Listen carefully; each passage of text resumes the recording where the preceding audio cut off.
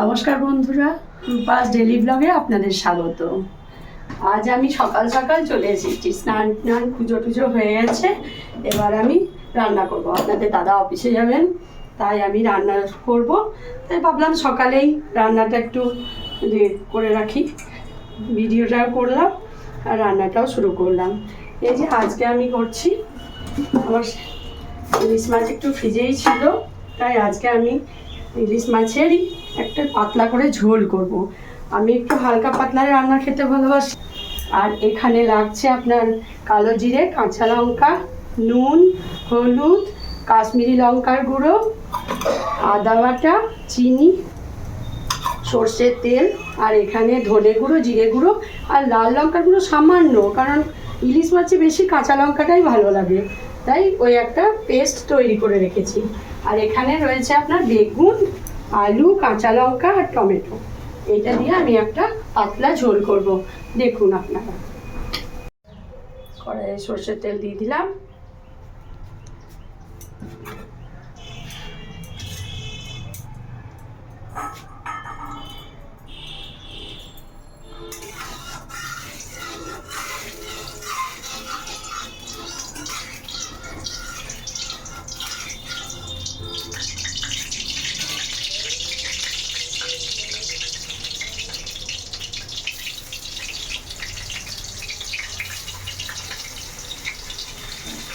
মাছগুলো আমার ভাজা হয়ে গেছে, কারণ ইলিশ মাছ খুব কড়া করে ভাজিয়ে ভালোও লাগে না, তাই আমি একটু হালকা করে ভেজে নিলাম।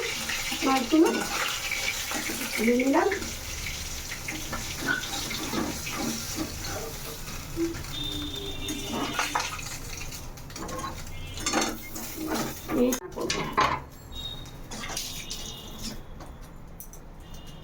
সামান্য দুটো কাঁচা লঙ্কা আর কালো জিরে ফোড়নে দিয়ে দিলাম।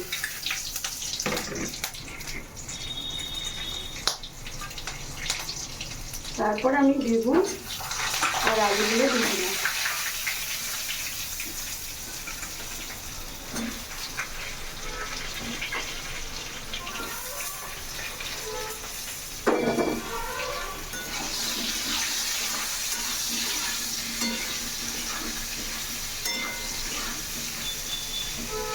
এগুলো একটু ভাজা ভাজা হয়ে যায়।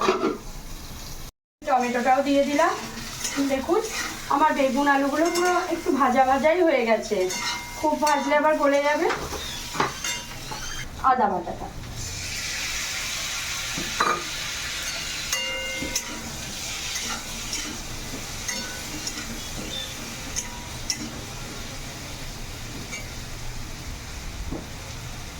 দিয়ে দিই।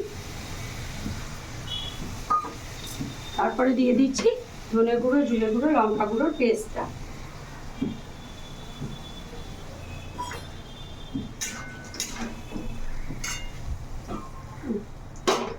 লবণ,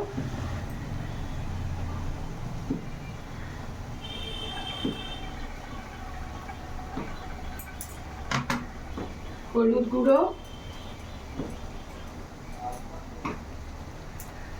আর কাশ্মীরি লঙ্কার গুঁড়ো দিয়ে দিলাম।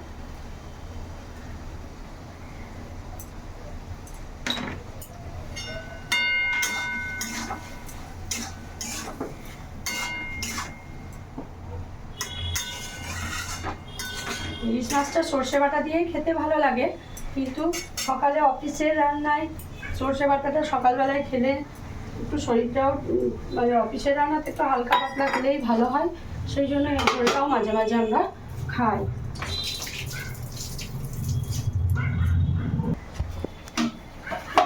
সামান্য চিনি দিয়ে দিচ্ছি এটাতে।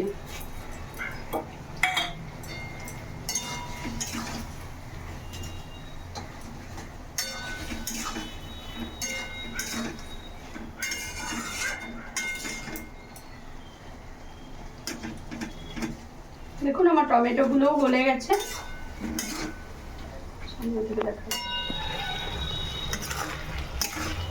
টমেটোগুলোও গলে গেছে আর রান্নাটাও প্রায়, মশলাটা আমার ভাজা হয়ে গেছে।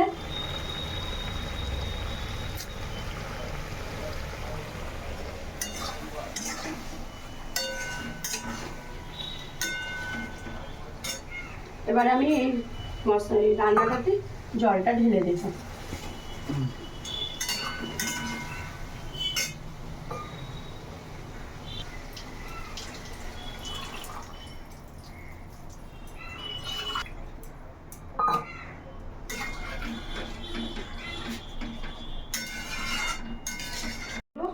এই ঝোলের মধ্যে আমি দিয়ে দেবো।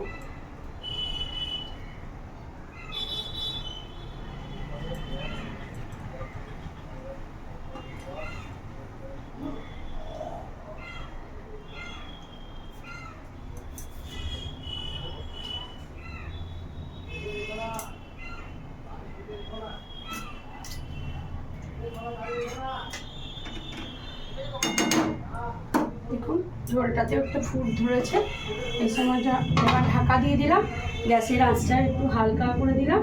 এবার আবার হতে থাকতে একটু পরে আপনাদের সঙ্গে আবার দেখা করছি।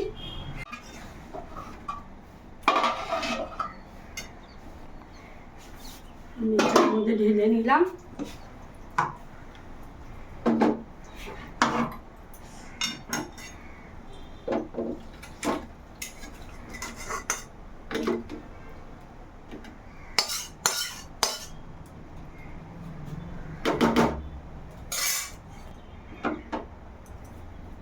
এই দেখুন ঝোলটার কালারটা কেমন এসছে, দেখুন দারুণ কালারটা এসেছে। খেতে কেমন হয়েছে ছেলেই বলবে।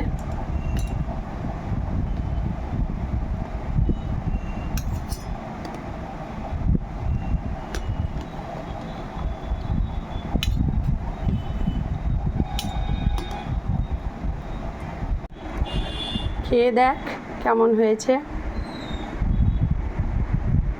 মাছটা একটু দেখ।